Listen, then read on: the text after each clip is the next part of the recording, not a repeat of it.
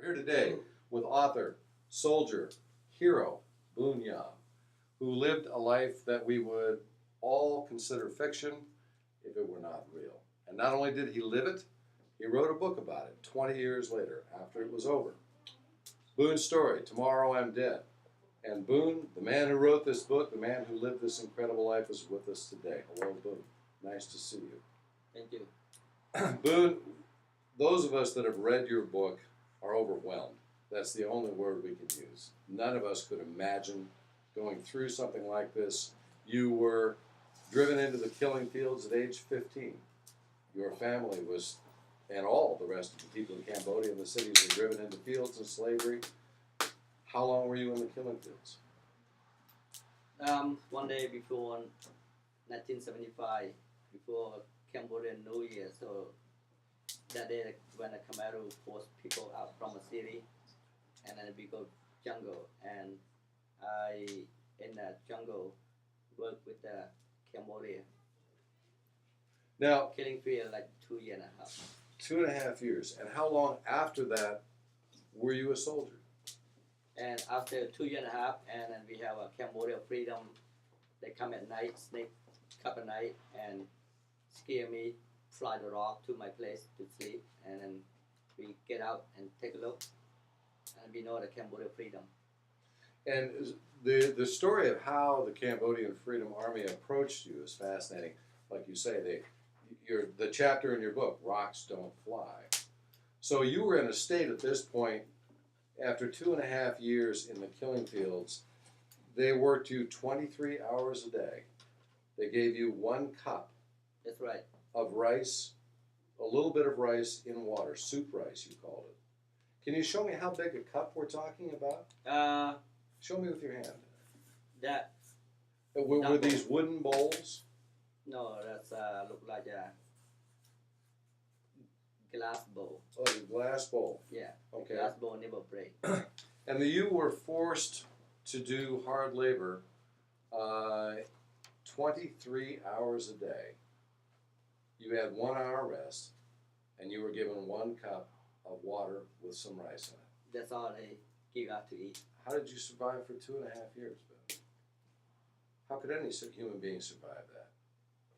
Didn't a lot of people die?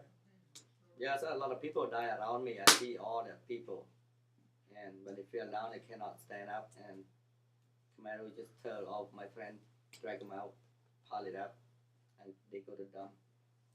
When you later became a soldier after you were rescued by the Cambodian army, what drove you? In your book, you say you never missed a mission yourself. What drove you to keep going back and keep going back? You would think that once you had gotten out of that situation, going back you wouldn't want to, but you did. Why? Because that day when the Cambodian Freedom come take our crew out, and then we run away from the criminal. And when I get out from my freedom, and my mind remember a lot of friends out there hungry. So I want to go help right away.